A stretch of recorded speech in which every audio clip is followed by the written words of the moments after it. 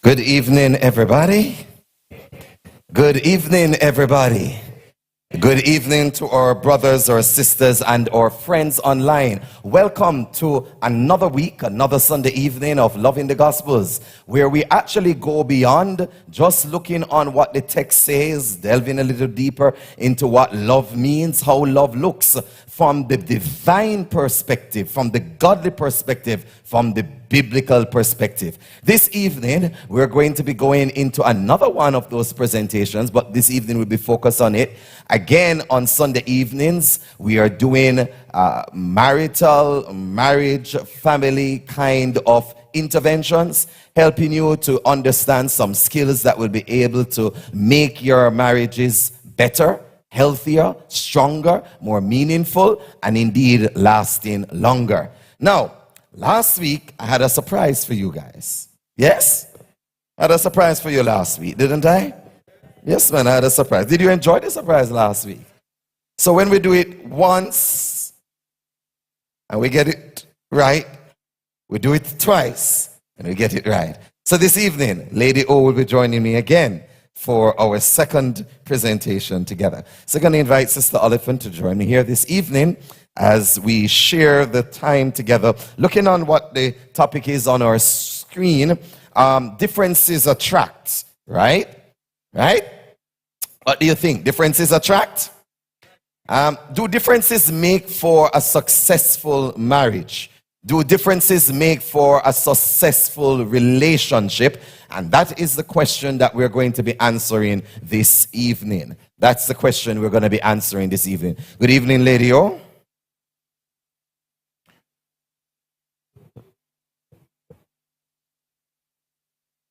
Good evening, Pastor. How are you?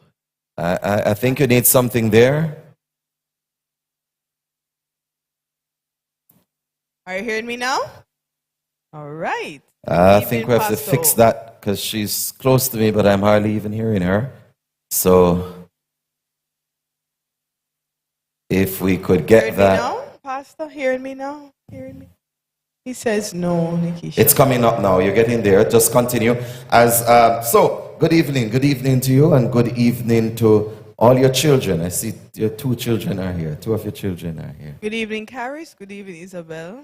Good evening, Zahira, wherever you are. Imagine it's Zahira that we don't account for. Zahira is unaccounted for this evening, but Isabel and Caris are both with us. All right, let me hear you on that one.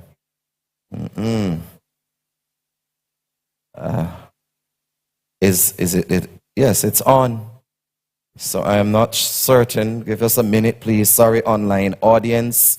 Knowing 21st century, this is not the best thing, but let's try that.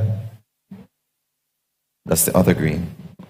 Are you hearing me now? Loud and clear? Loud and clear. Much better. Yes. How was your day, everyone? It was great? Okay. Mine was a bit rushy. It was on the clock. Every minute of the day, I was on the clock. You know, sometimes we have those days. Some Sundays are easy, some you're rushing to the end. Easy like Sunday morning. It wasn't that today. All right, so this evening, we're answering the question for you, for those of you who are online and for those of you who are with us in audience, answering these fundamental questions. Differences attract, right? So let's look on this topic. Let's see what we can explore this evening. The attraction of opposites.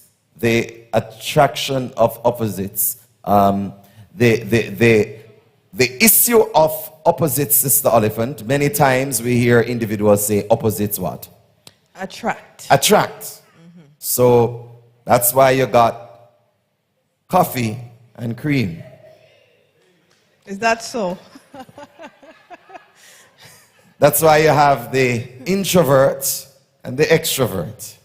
I wouldn't say I'm very introverted, but go ahead, you're on a roll. Not really.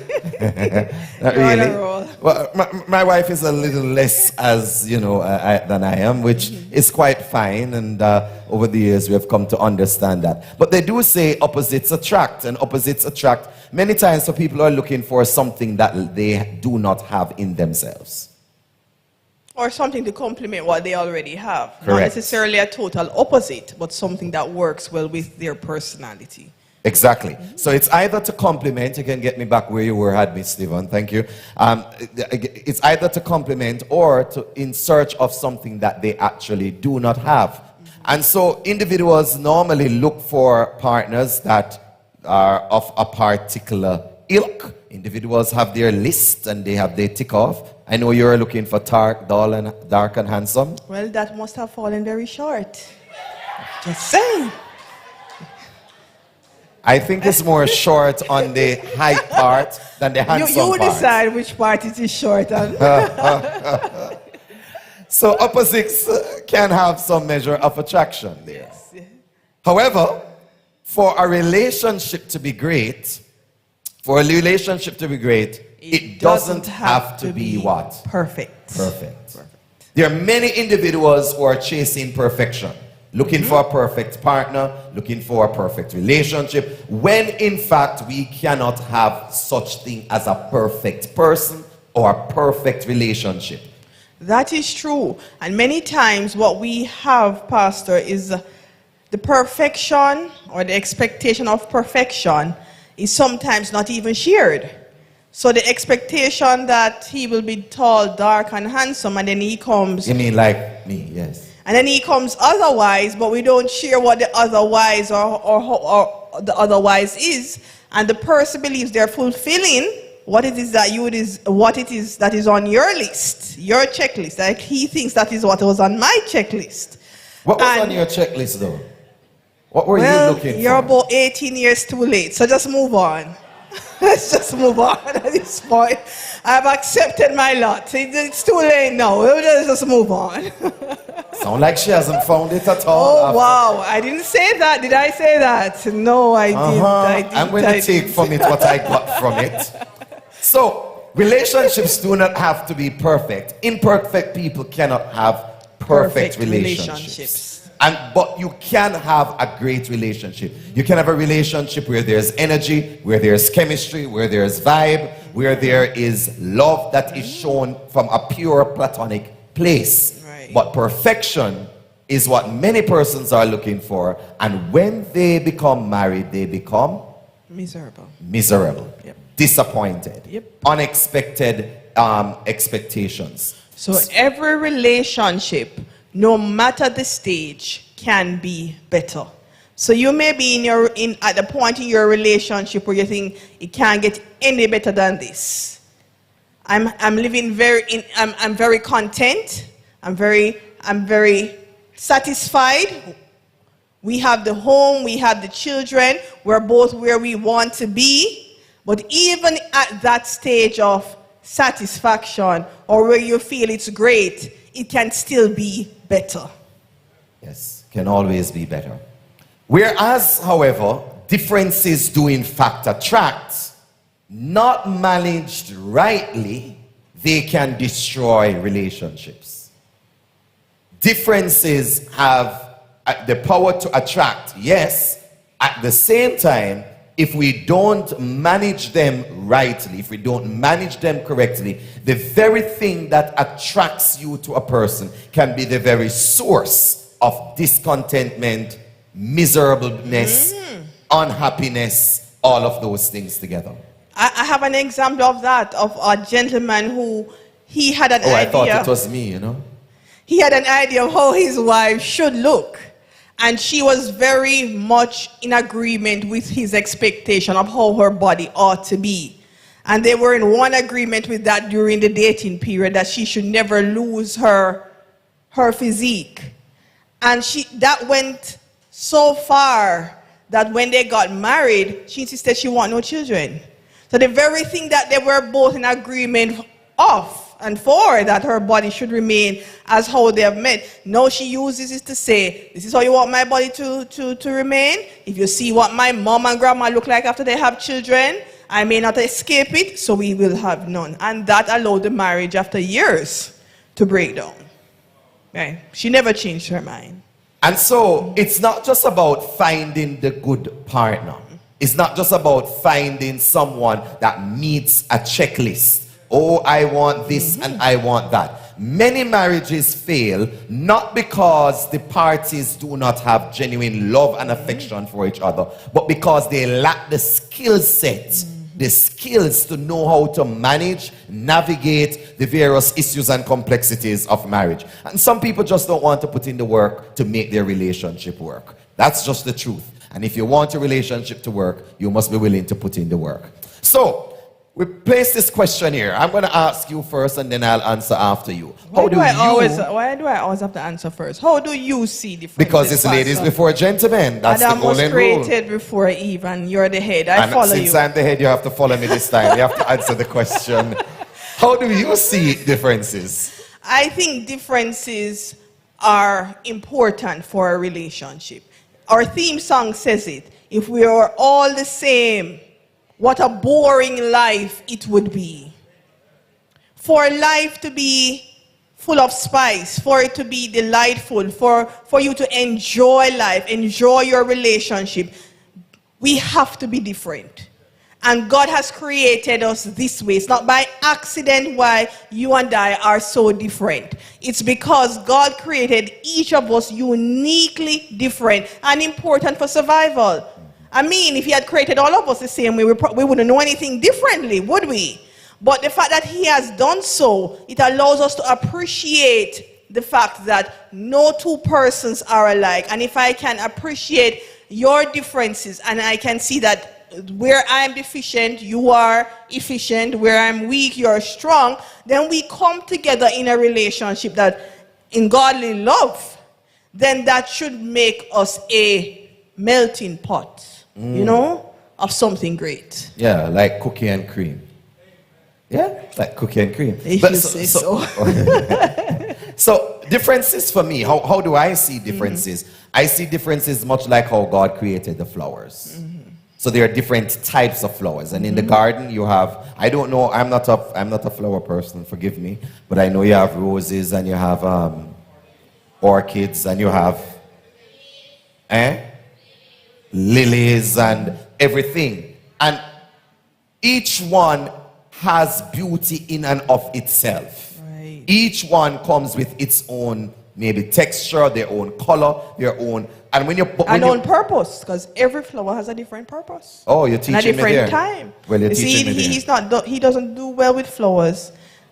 We're same in that regard, but I'm judged harshly for it. So, but I accept that he's not. I accept that he doesn't do well. Isabel and Caris, I don't think she wants to do that here. No, don't comment. Right, I agree. She don't want to do that here. But that's how we see flowers. I see differences in a relationship much like that. But also, relationships, I see differences not just as the rose, because the rose comes with a stem that has thorns on it. And many times we see just the prettiness of the person. We see just the nice part of the person. And we see those things that draw us to the person. Right. Those things that tantalize the eyes and wets the mouth and get the knees knocking and everything starts shaking all together. Yes? That's it. But guess what? Each rose comes with a thorn. And perhaps not one thorn, perhaps multiple thorns. And it's knowing how to merge beauty with thorns, knowing how to put the lilies with the roses and all the other ones together, that sometimes creates a nice tapestry, a nice basket, a nice bouquet of flowers. Right. So everything comes together in the end in a very beautiful way, even though it is made up of different components. That is correct. So that's how I see differences. Now, in our relationship... Well, before we get to that, Pastor, a quick question. If you have a couple who they like the same hobbies, they like the same food, they are just in sync with everything. There's nothing that separates them except that one is male and one is female. Because I've seen relationships like this. They come to church and they dress same colors. Their mindset is the same. You think so, though? That's why I'm asking you. I'm wondering if it's real. It just pops up in my head to ask you, do you think it's real that two persons can be so in sync in every part of their being and thought that... In every part of their being and thought? No, I don't believe so. Dr. McKinnon perhaps can teach us the biology and the medical aspect of it. I'm not talking about biology. I'm talking about values and yeah, but I don't think that is possible. Okay, why not? Because we are always distinct individuals. Even twins, Siamese twins, and the triplets and those persons are conjoined twins. Even though they share the same space, perhaps even if they are joined together, they share the same body, etc., and maybe the same experiences. They have individual minds. And the way the Lord made us, there's no individual, in as much as we have billions of people in this world, we do not have any two persons who have the same fingerprint. And I think it's just absolutely phenomenal that the Lord has, how many persons does he say on planet Earth? 6 billion? And counting. 8 billion, 8 billion, whatever it is. And yet still there are no two persons at all. We have no 2 days that are exactly the same. However, what I have seen is that sometimes because of how partners are so in sync with one another and how much their love has grown into each other, I have seen where sometimes they look alike. After a while you start to see the features, you know, and the same the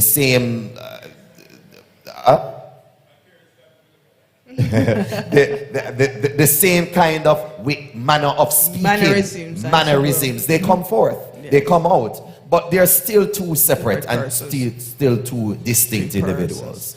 So better communication equals better understanding, which equals sharper skills. And those are critical components for which we're going to look on this evening. The communication, but not just the communication, the understanding, and also the skills. Because many times we're communicating, but we're not understanding. That is true. And so we need the skills to be able to merge the two of them together. Now we're introducing you this evening to one of our favorite books. It's a book that everyone who has done counseling, premarital, pre-engagement counseling with me has had to interface with. It's called Men Are From Mars, Women Are From Venus. Venus, and it's from Dr. John Gray, who it's a New York Times bestseller, and it unravels the significant differences between the male and the females, and how sometimes in communication and other ways there are misunderstandings between the partners that many times can lead to estranged relationships, individuals not being able to understand each other and misinterpreting each other. But what's the disclaimer? Well, this is the disclaimer. In spite of the fact that this is a book that we recommend to be read, we do not subscribe to every single line and sentence of the book. So there may be aspects of it that in our thoughts we may have a different opinion from Dr. Gray on. However, by and large, the reading of the book leads individuals to a better understanding and appreciation of their partner. So sometimes we see some issues in our partners, or we see some things in our partners, and we think that I saw him stay, or I saw she stay, when really it is a male thing, as in male gender, and is sometimes a female thing in terms of a female gender. A little feedback. So, Pastor O, what is life like on Mars? Life on Mars is different from life on Venus. I'm aware. Let's bridge. That's why we live on Earth. And That's why we are on Earth. To bridge the gap. And all the men would say amen. And I keep referring to it because it's so significant in my psyche that growing up with males is totally different than growing up with females. So now I'm growing older with females, but I grew up with males. And it's two totally different worlds. It's a totally different world. So, ladies, let's learn about what life is like on Mars. Generally speaking, Martians value power, competency, efficiency, and achievement. They are always doing things to prove themselves and to develop their power and their skills. Their sense of self is defined through their ability to achieve results. They experience fulfillment primarily through success and achievement. Accomplishment. Oh, accomplishment. One and the same thing though. And that's what he says. That's what Dr. John Gray says. So males, the life of the male is more going towards doing things, action-based. It's more about accomplishing specific tasks and ensuring that certain deliverables are brought about. That is the life and summation of the life of the Martians. And this ties back to God's ideal for a man. Adam was put to work before he was given Eve, and through his work he had to be what? Competent and efficient, and he had to achieve the targets that God had set out for him. So it ties into what God expects from a man. Well, let's go to the Venus. Life on Venus. That is your world, not my world. I'm aware. Talk to us. Venusians have different values. They value love, communication, beauty, and relationships. They spend a lot of time supporting, helping, and nurturing one another. Their sense of self is defined through their feelings and the quality of their relationships. They experience fulfillment through sharing and relating. So, is this a comprehensive thought of who we are, ladies? I think it's a bit deficient, but I can see it's written by a male, so maybe his own little biases may have popped up there.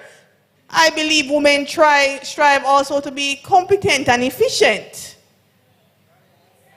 That's missing from this equation.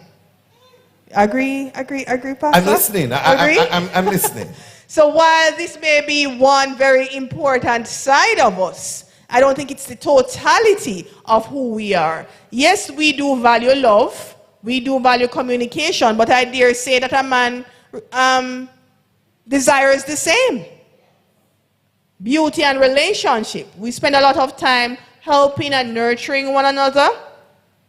Our sense of self is defined by feelings and quality of relationships.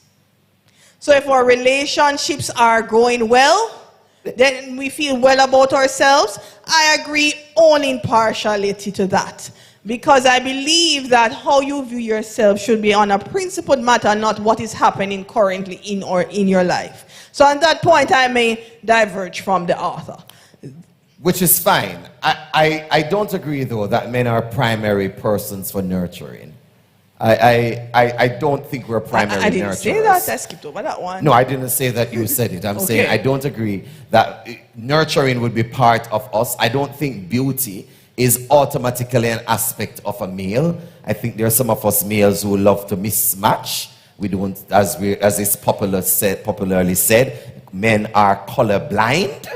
And sometimes we have issues. But he says you value beauty, though, you know.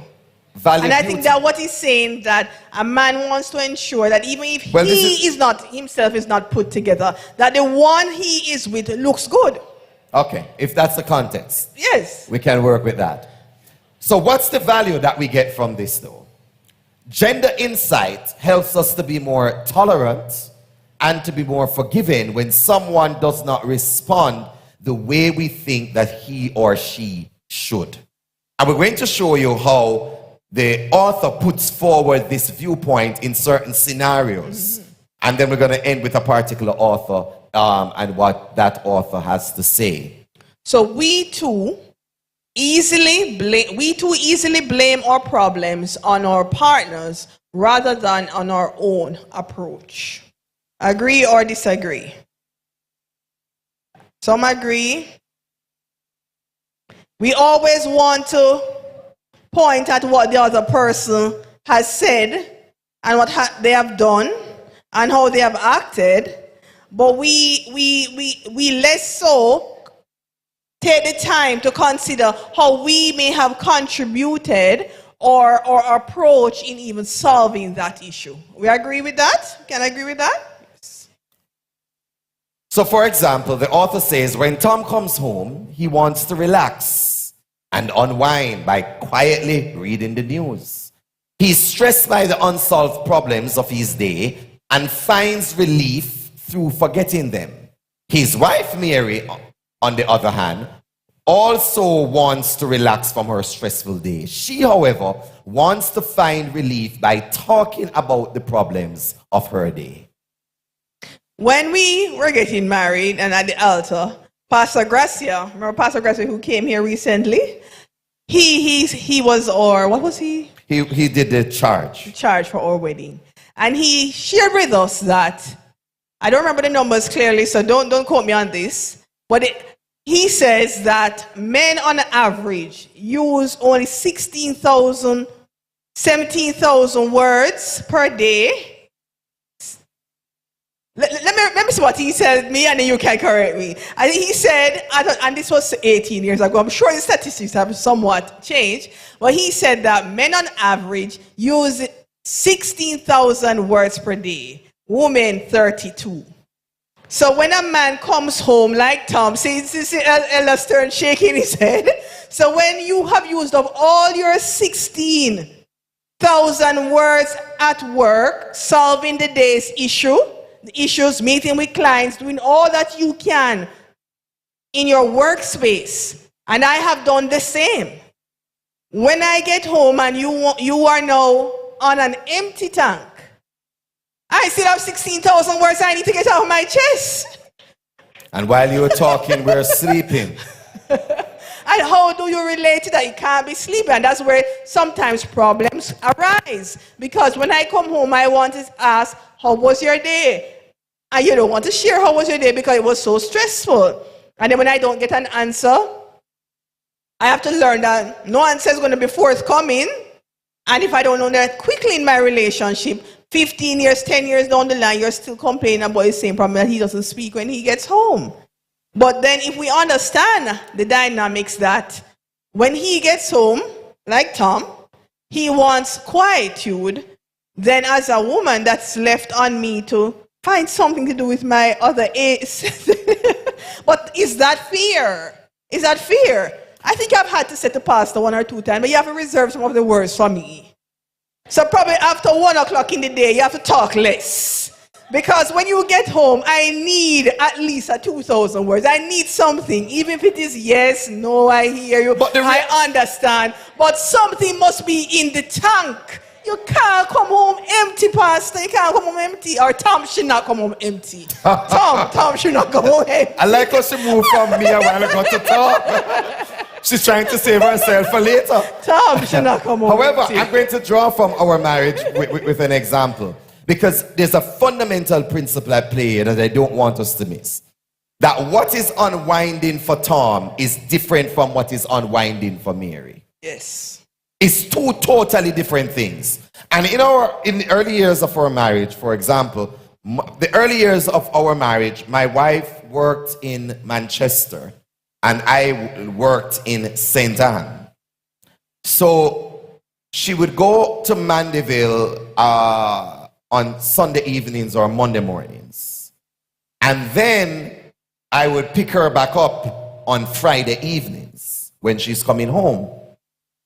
Now, when she's coming home to rest.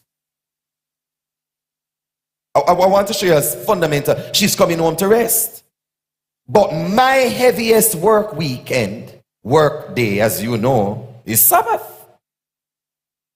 So by the time she reaches home, preparation for Sabbath, wind up, Sabbath come, and then all day Sabbath I am out. And in those days, I had 9 churches. 9 churches in those days. And we tried to service those churches at least 3 every week, if not 4. So Bible class at one, Sabbath school at the other, and midday service at the other. We tried to do that and have lunch, and she would cook lunch and we would go. And it became an issue for the both of us. Because Sabbath, I am at church with the brethren. Because I have to be with the brethren. And Sunday? And Sunday, I have board meetings, funerals, weddings, etc. And it became very problematic for the both of us because what her coming home meant was not what it meant to me. So she was coming home to rest. So even to this day, and to spend time with my family. Yeah. Because we would have been separated all week. Yes. And then you're gone Sunday evening or so Monday morning. When I come back now, there is no... So it was very problematic. It was very problematic for us. And that's why you have to sometimes step back and find out what is it that is really happening in the relationship. Because initially it felt like, boy, you know, this thing, in our work, yes. You understand it? But I had to work on Sabbath. Well, you know what I mean by work. I don't mean... It is what it is, brethren. You understand what I mean by work. It is what it is. With that dynamic, we had to work that out. And even to this day, when I come to church in a different capacity than she comes to church. She comes to church to worship. I come to church as the leader of worship, the minister of worship, the one who has to ensure that worship happens. And that itself creates two different worldviews that, if not properly managed, you can find that it can have debilitating effects on your marriage. And so this unwinding thing is very different. So, what is a man cave? Anybody in here has heard about a man cave? I heard about it. I don't know if I understand. No, you don't know if you understand? No. Women don't understand male cave. But a man cave is very important. A man cave, ladies, if you're going to get married, if you're going to be building your house, if you're going to be having your husband, the man needs a space that is just for his. No interruption, no, as long as he's in that space, it is his space. I have many questions, go ahead. The man cave is important to the mental health, the emotional well-being of the man. Make your case, Pastor. I'm not making... Make your case. I have questions. But we're not at court, you know. I know. Make your case. But the man cave is very important. And the male cave is where the male finds that space to rebuild himself, to find himself. And it's very important because if a man doesn't know himself and know where he's going and what he's about, he cannot be at his best self with you. It doesn't matter how you talk to him, he needs to be grounded in himself. A man who is not grounded in himself, grounded in understanding what he is here for, what is coming next, how he's going to get it done, is not going to be performing at all at any optimal level. What are your questions? And he needs an entire cave. Yes, he needs an entire cave. It can be a chair in a corner. Okay, Lynn says it can be a chair in a corner. Continue, Pastor. It's a male cave. What are your other questions, ma'am? As we go along. Okay, very well. We're not spending long on this one. A man goes in his cave when he needs to think about a problem and find a practical solution. You women like to talk, you know. Men like to quiet, reflection, work out in the mind all of the options and find the right solution. Men, am I correct? And Lakita not backing me up here. Oh, woman, is it that we like to talk, or is it that I'm gonna give a Lakita? Of course you like to talk, lady. Oh, it's not that I like to talk. You need to talk. It is necessary that you talk. Yes, it's necessary. There's no need I feel it is necessary that once you are in a relationship with someone you love and you enjoy their company, then communication will flow. Hold on. Because we're talking two different things now. I'm not speaking generally. The male cave is not about the communication aspect. This is about the man having a specific space and center that at times of uncertainty, at times of difficulty, at times when he needs to be centered, he has that space to go. We're not speaking about, we're definitely with you with the communication. We want to communicate with you. But there are times when But after you come out of your cave. Hold on. No, man. Don't mix up the thing now. Don't mix up the thing. There are times, there are moments when a man just needs to be by himself, to think, to analyze, to process. When we come out, we are at the best performer. We'll listen to you from night, go straight back till day. Thank you, man. Thank you, man. Because first I love over there and not even giving me a little. So it's necessary, and I'm telling you, just as how you see Sister Oliphant up here probing me on it, it's a foreign concept to many women about the male cave. But the man needs a space. If the man is the head of the house, and he bears the blunt of the leadership of the home, and he carries the weight and the responsibility of every single person in the house, no, man, he needs a space. He needs a space, lady. Oh, I think I need a space too. She's so. I think I need a space too. Why must it always be? Why must it always be a gender competition? It is not a competition. We are on the man and his cave. We want them to understand the male and the cave. All right, Pastor. Continue. Number two. He doesn't have an answer. He needs a cave when he doesn't have an answer to a question or a problem. You see, that's why I have a problem, Pastor. Tell me your problem, Lady O. If I have a lay your burdens on my shoulder. No. If I have an issue that I do not have an answer to, I come to you to share that we can speak over the multiple solutions, find the best one. We pray over it and everything. Why is it that you need to pull away to get to the same point?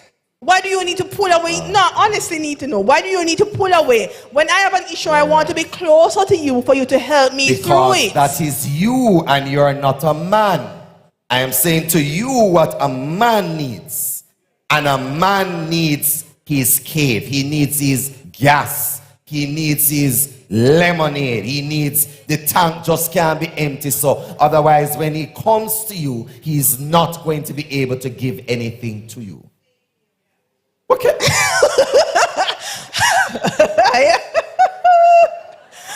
Let me not repeat that one, Lord. Number 3, a man needs a cave when he has become upset or stressed.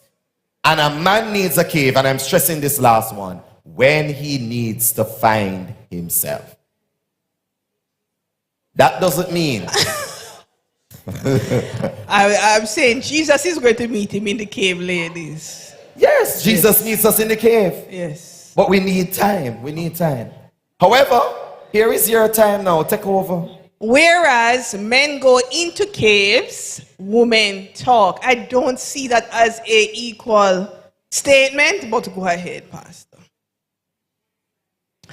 Women talk. You see, women talk so as to convey or gather information.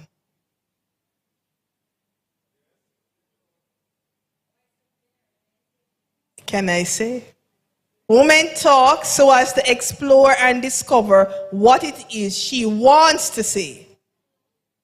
So she not only talks when she wants information, but talks to find out what she wants to talk about, Pastor.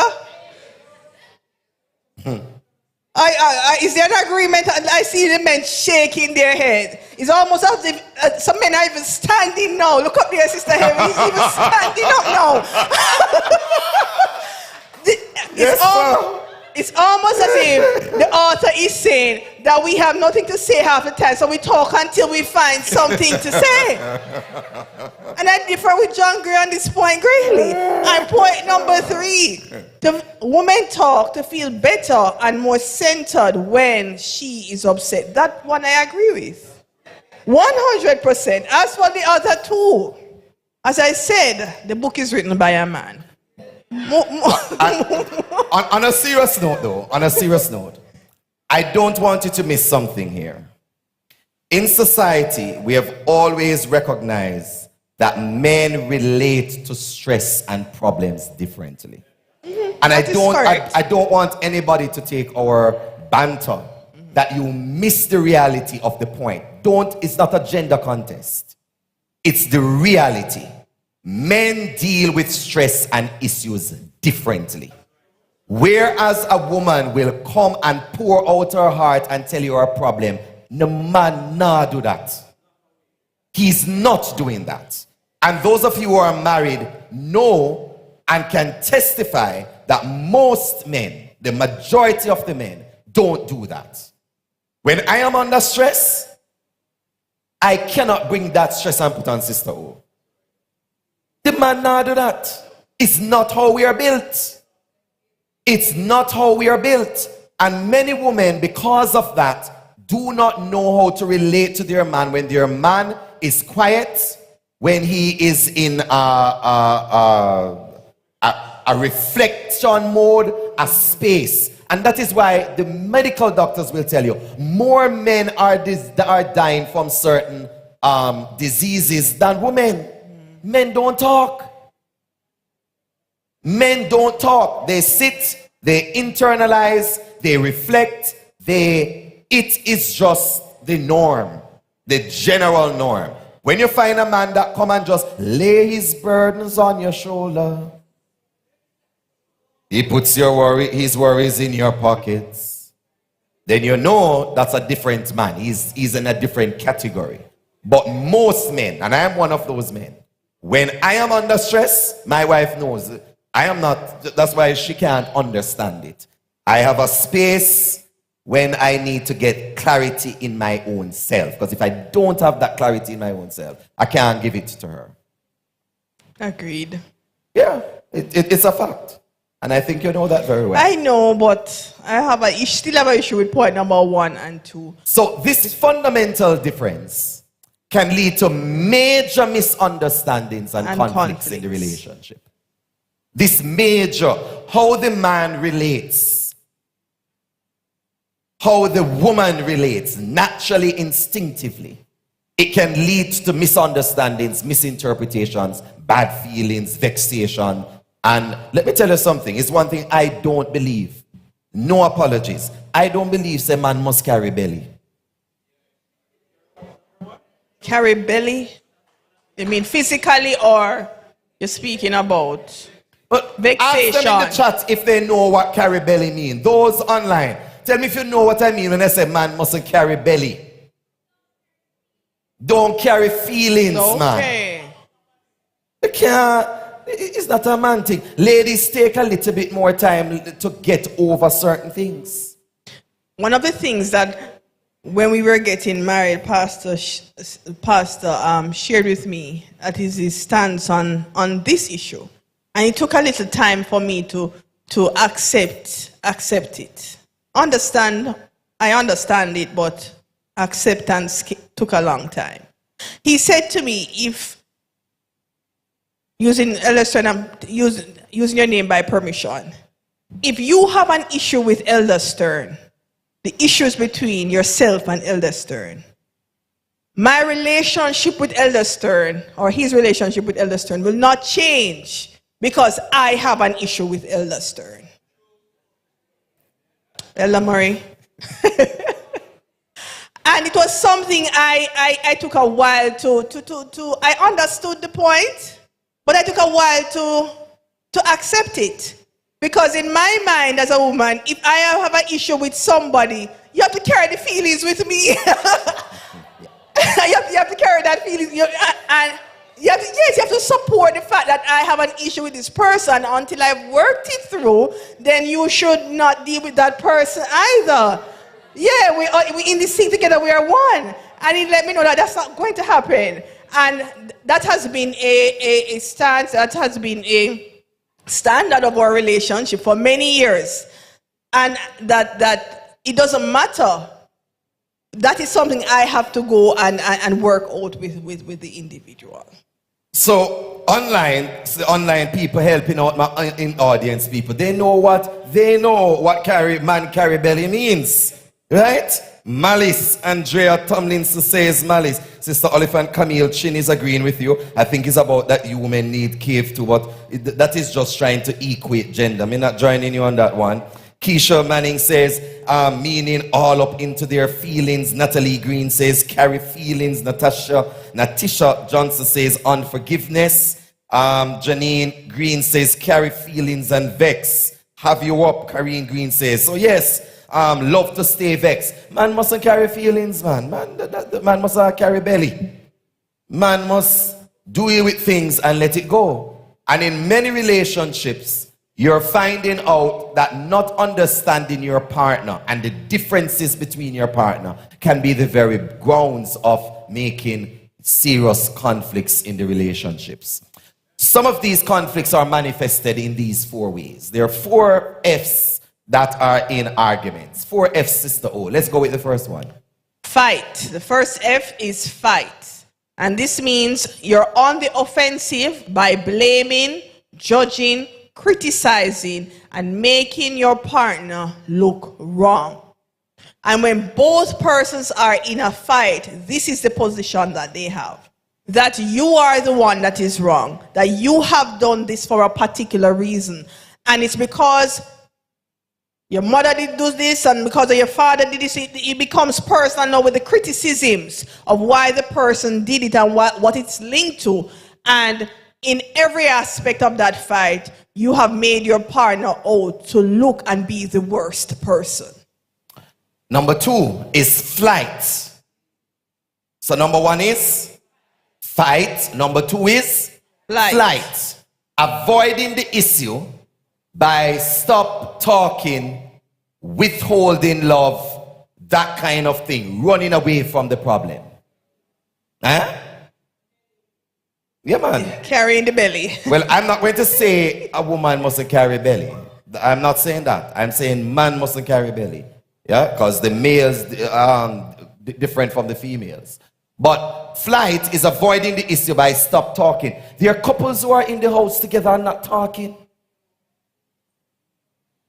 2-3 weeks. Years, Pastor. Years. Months. Now, if we're in the same house and not talking, then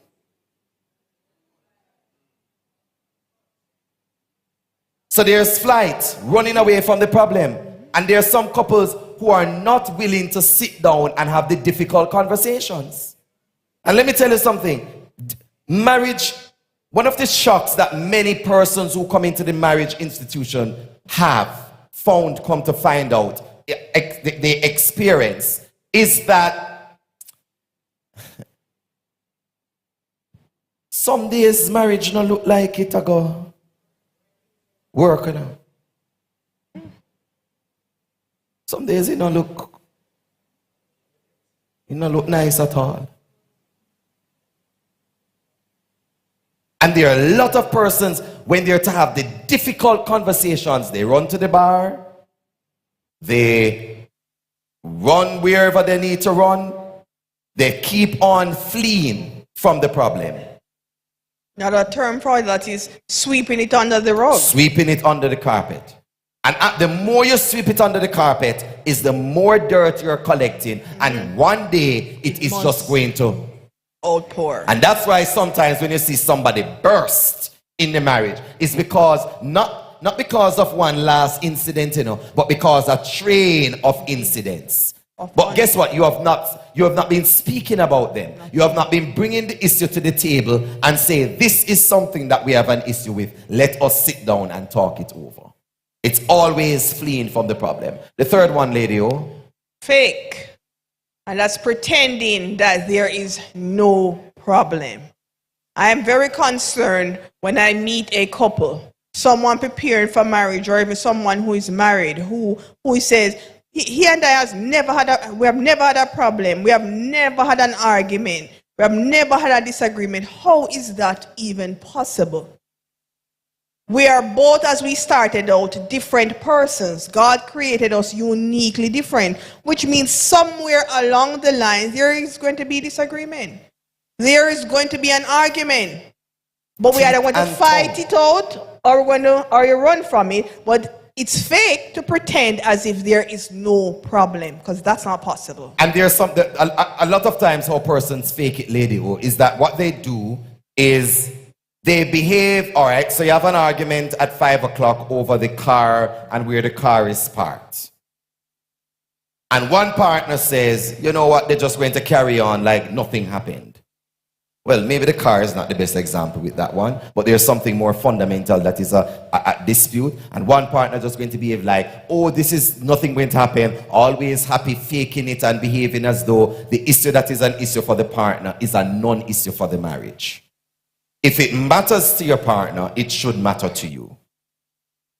If it's an issue for your partner, it should be an issue for you. It should be something that you should be able to think about and find a way to work yourself out, rather than faking that you actually have no issue at all. And the final one, Lady O, is fold. No Kenny Rogers song, know when to fold, know when to walk away. Folding is giving in. You haven't fought it through, you haven't talked about it. no win-win. There's no win-win. It's just a losing end for one person. You can't be bothered with the conversation. You can't be bothered with the counsel. You can't be bothered with dealing with the issue. So you just give in. So for men, this looks like, yes, dear. Anything you want, dear. You're right, dear. I'm just saying. So what it look like the other way around? You let me know. I'm letting you know what it looks like for a man. I'm letting you know what it looks like for a man. If she says, do what you want to do, don't do nothing. Don't even move an inch. Don't let these ladies fool you. You young men that just getting married. You see, she said, all right, go on, man. Brother, you stay right where you're there. You hear? Okay, praise the Lord. It's the best advice I would give you for the entire series. But ultimately, though, I want to learn this. I want us to say this thing together. It is us versus the problem. It is us versus the problem. Let's say it together. It's us versus the problem, and not us versus each other. And not us versus each other. So let's say that again. It is us versus the problem.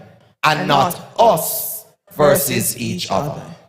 So is there ever a time, Pastor, where the problem is the other? No, there's never a time when the problem is the other. Mm-hmm. We should always address the problem. The problem. The problem. So you have an issue with the jacket that I wear. The issue is not me wearing the jacket. The issue is the jacket. Are you following me, brethren? You have to learn to center the conversation on what the problem is. But what if the problem is more deeper than that, Pastor? Where the problem is something that you are doing that brings hurt to me. Example? So it's still... All right, let's give me the example. Let's use infidelity. Yes. I don't want to say I am, but one partner is having an affair. Yes. Is the problem solely the affair? The affair is not happening without the person. It is the person who is committing the act. Yeah, but you have already identified what the problem is. Yes, but how do I address the affair, the issue of the affair as the problem without confronting that it is the person who is creating the problem? I don't know how to answer your question, maybe to your satisfaction. What I'll say is that in saying that the issue is infidelity, that is where you're going to start. So if in fact Tom and Mary have an issue, Mary is having an affair, it is to bring the affair to the table and say, listen, this is the issue that we are having at this particular time. Can you walk me through, explain to me what is happening here? Yes? No? No. don't think the women are agreeing with that. You would prefer to come and to say, you having an affair. How would you, give me your solution to that one? Because perhaps I am missing what you want to answer. No, I just want some clarity on the point, because I don't think it's always exclusive that it is the problem that we're addressing. Sometimes we have to realize that it is the actions of the other person, or the words, or what they're not doing, that is the problem. So you're saying because somebody is having an affair, the other party is part of the problem? Yes, Pastor, because the person is having the affair. The person is having the affair. The affair doesn't happen to the person. You've got to counseling for that one, lady. That one is not something I'm going to touch. I could choose another problem. You understand what I'm saying? Understanding what I'm saying, brethren, that sometimes it's not always possible to separate the problem from the person. That's what I'm trying to say. It's not always possible to separate the problem from the person. Because if we do that sometimes, then it may lead one party to feel that that the problem just happened upon them, rather than taking accountability for action. That's what I'm trying to get at. Because sometimes based on what the problem is. So you're saying that the person your view is that in saying that the issue must be the problem, that it must not be that the person absolves his or herself from responsibility. I think that's what I'm trying to say. Yeah, but I'm with you on that. Okay. I was not saying that. That's why I was trying to figure out what you were saying. I am not saying that in saying the problem, you center it on the issue, that it means that the person does not have a responsibility. Okay. Not at all. I was not at all suggesting that. I am saying it's easy to blame. It's easy to speak to your partner and say, you're always not doing this. You. This language of blame and accusation and personal attacks. And rather than making the conversation be grounded in personal attacks, take out the attacks and let's ground the conversation on what the issue is. And if the person is to be held account, then fine, that comes into the conversation. Okay. Yeah? So it's us versus the problem, and not, because even if the issue is one party, even if the issue is me, then that itself becomes a problem for us. Yes? No? I don't know if I get what you're saying. All right, saying. I think I'm confusing you, and I don't want to confuse you on live TV, so let's go. So, the secret reasons men argue. So we're going to do the female version just in case it is that you think we're only doing the male version. He gives some examples as to the hidden reason he's arguing and what he needs not to argue.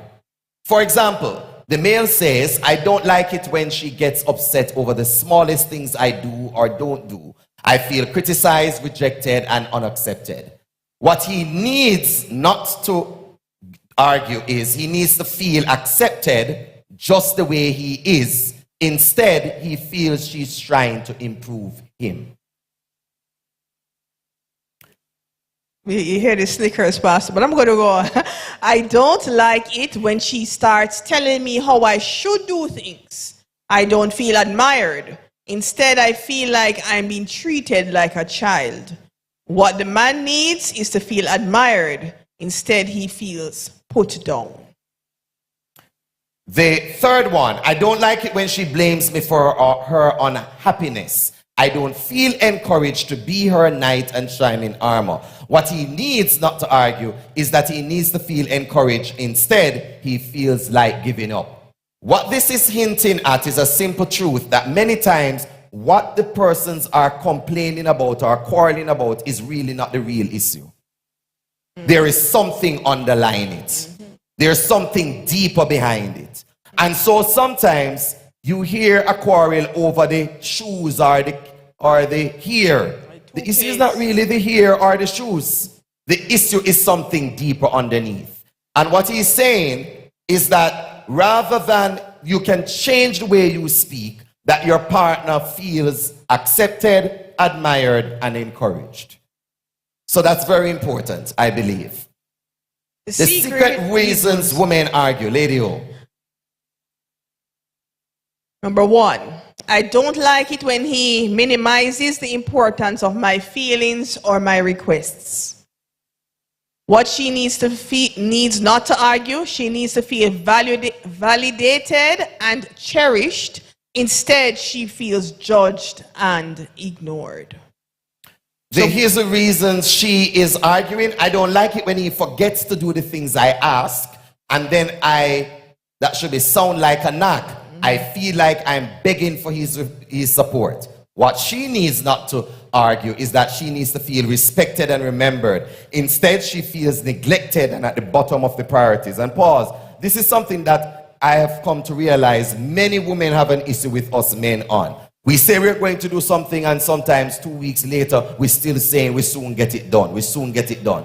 And what that communicates to the woman is that it's not important. It's on the last of the list. And what she needs to ensure that she needs to feel respected and remembered. So if she asks you to take out the trash, rather than waiting until next year to take out the trash, do it within a closer time span so that she actually feels remembered and she feels as though what she says is at the priority. You know, Pastor, we were on a couples retreat once with Pastor Everett Brown, and I have never forgotten this point he made on this. He says, only say or only make any request once to a man. Anything after that is nagging. Is that true, men? That's what he says. Only make a request once. Anything after that will be viewed as nagging, which means that what Pastor just suggests as the solution has to be implemented. If you feel that we are nagging you after the first request, then I hear somebody say it, do it same time or within a close proximity of time after the request would have been made. Is that a fair statement? I don't think after one time necessarily it is a nagging. But I do believe that based off what I have listened to men and women say, a lot of women feel that the time lag, the time span between making a request and having the request fulfilled is too long. And women feel sometimes as though the men really dragging on their feet. Everything else is being done, but this is not being done. And I think it's very important for us to understand not just what they are saying with their mouths, but what is the underlying thing that is there. She wants to feel as though she is a priority and that she is remembered. One thing I've come to accept in our marriage, pardon me, Pastor, for sharing this, is that I will share with Pastor that I'm thinking that we should make this move. And he'll say to me, I'll think about it and get back to you. But in all 2 years' time. And I have to come back to him and say, so have you come to a conclusion? He's still thinking is usually the response. It will work itself out. It might not be 2 years, but she's right that most times when she comes with something, I do need time to think, because some of these things do have, and you see, the male-female difference coming right here. Because sometimes my wife will come to me with a suggestion that I have to think through very thoroughly and very carefully, because if I mess up the diary, some of the things require money, and there's a limited amount of money and you have to work on that. Some of the things require diary changes. And in my line of work, I don't have always that flexibility with my diary. Some things are set. So I understand your frustration and I agree with you. Just that sometimes I need extra time to think. I don't like it when he blames me for being upset. I feel like I have to be perfect to be loved. And I am not perfect. And what she needs not to argue is that she needs him to understand why she is upset and reassure her that she is still loved and that she doesn't have to be perfect. Instead, she feels unsafe to be herself. Do we get that? This point is a very important one, and I'll tell you why. A lot of men cannot understand the generally speaking, the emotional dynamic that a woman goes through. And sometimes it feels as though the emotions are more important than other things within the relationship. And it's important to remember that what she wants is for us to give her a reassurance. A woman needs that reassurance. Unfortunately, some of us men are blind to the cues, are blind to the needs of our spouses, and because of that, it passes over our heads. Something to think about. We're going to close with 3 or 4 quotes from Ellen White. And I'm going to show you that it's not something strange, what we're talking about this evening.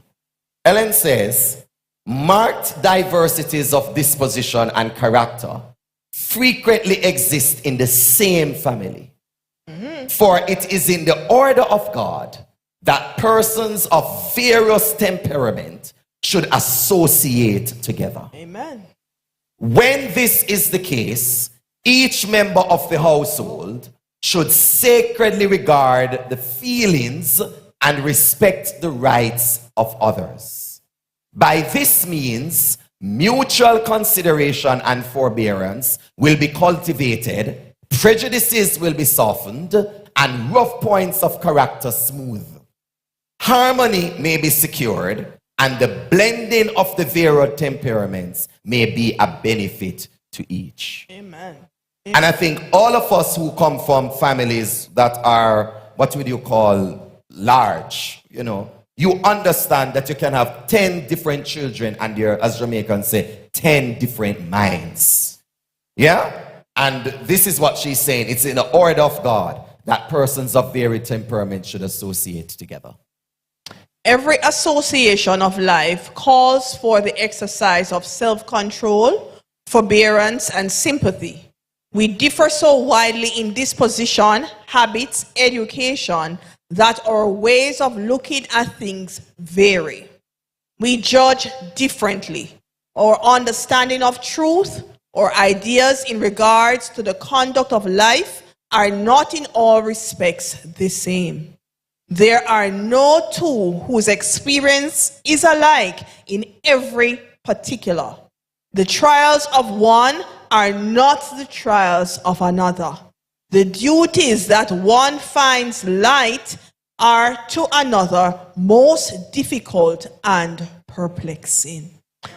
So I think this is so powerful. it is. No, though we are married, our experiences are different. Though we are friends and close friends and may have been friends for years, our experiences in life are different. We bring different experiences to our relationship. So our viewpoints are not always the same. And what I find difficult is what Pastor may find light. And what he finds light, I find difficult. But it is in showing what? Self-control, forbearance, and sympathy. Having compassion and a willingness to be open and to learn the other's needs and strong points and weaknesses, that we can have a great relationship. I want to say this as we prepare to close. No matter how much you are married and you're in love and you enjoy this institution and the matrimony that you're in, it's important to remember and to protect your partner's own personality and differences.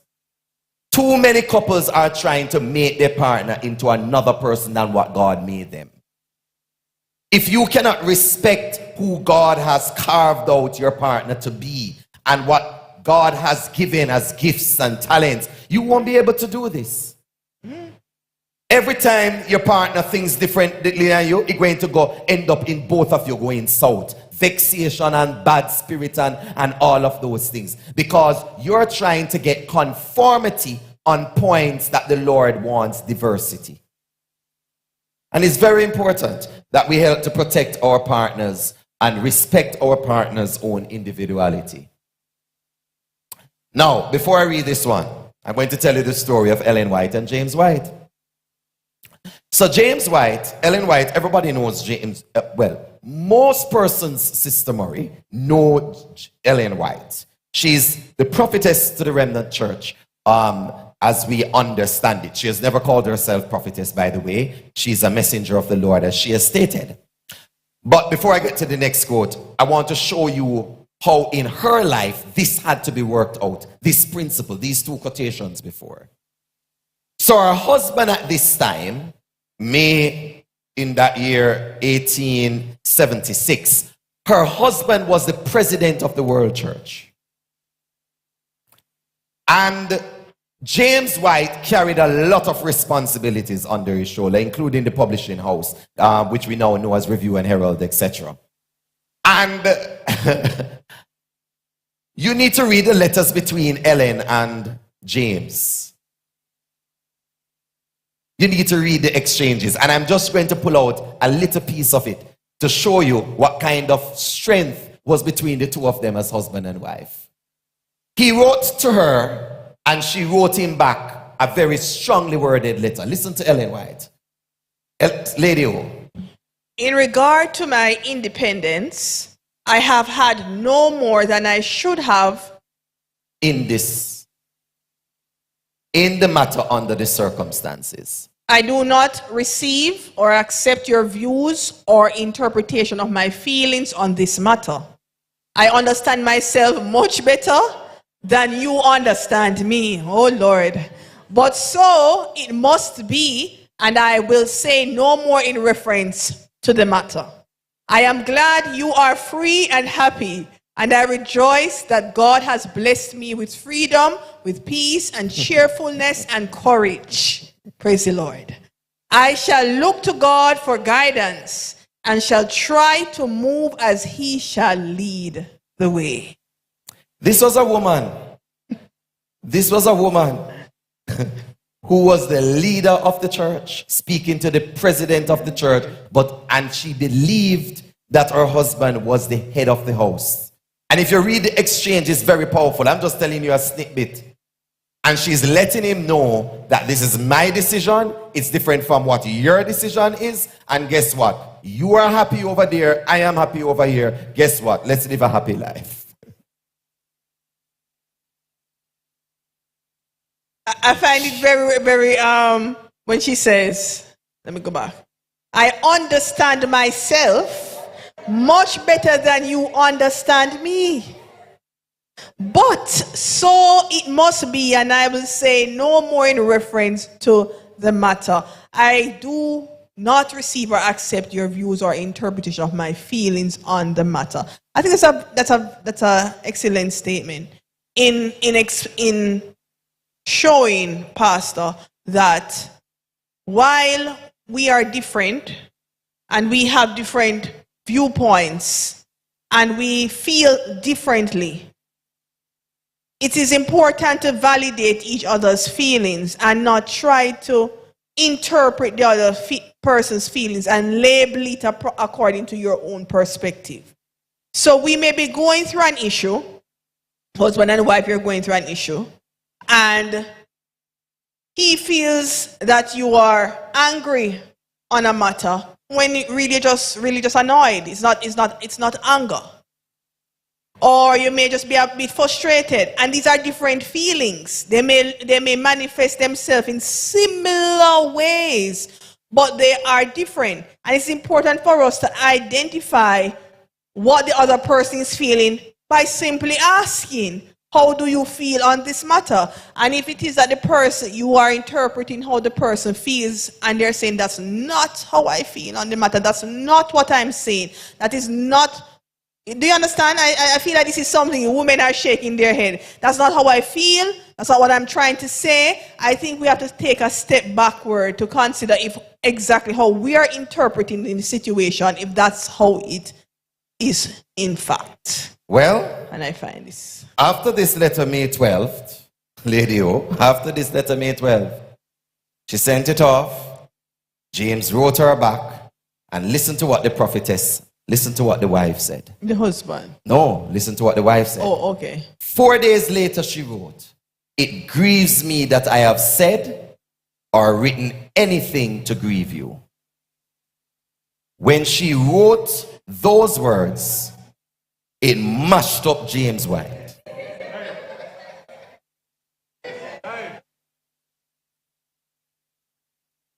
This was this prophetess of the church speaking to the president of the world church. It grieves me that I have said or written anything to grieve you. And listen to what she said. Forgive me, and I will be cautious not to start any subject to annoy and distress you. A good wife. Ellen White stepped back and understood that her husband was carrying the full weight of the office. At that time, he felt lonely. At that time, the people weren't supporting him in the way that he should have been getting support as the president. And he really was very drained. And he felt that his wife was now part of the crew. That was adding fuel to the fire and adding distress to him. And it may be the reverse in marriages where it's the husband who is adding fuel to the fire of the wife. But it's always important to understand the role and function that your spouse brings, not just in the home, but also outside of the home. There are many spouses who are carrying the weight, single mothers in their homes, who do so well. And I lift my hats off to every single parent. I don't know how you do it, because we do parenting together, and it's hard together. It's difficult. But big up to the persons who have to go through that struggle. And sometimes the children don't understand. And when you have to be fighting the battles outside and then come home again to fight the battles, it led to this. And 4 days later, she apologized to her husband and she said to him, forgive me. And I understand. Did you know that James White was sick? He was sick. As a matter of fact, he wasn't just a workaholic. He suffered with depression. As much as he helped to build the work of the church, he suffered with depression. And many of the persons who were around James White, who should have helped him to do the work, were the very people who were helping to add stress to him doing the work. So when his wife went back and thought about this word, because this is really strong, really strong, she realized from his response what it did. And on this, ladies, husbands, when we realize that we have done wrong or said wrong, just as how we were harsh or quick of the tongue, we must be also quick with the apology. Many of us, we let the quick person... and sincere. And sincere. So many of us, we allow persons to stew and to feel in the hurt when we would have realized where we went wrong and what we did wrong, but we refuse to apologize. So we answer the question hopefully tonight. Do differences attract? Yes, they do. But differences can be the very source, the very ground of discontentment. Differences can be attractive, but they can also be the source of what? Division. Division. It's how we manage them, how we relate to our differences that matters. Can we read the last one? To manage these differences is what makes the world of difference. Amen? Amen. So that's our presentation for this evening.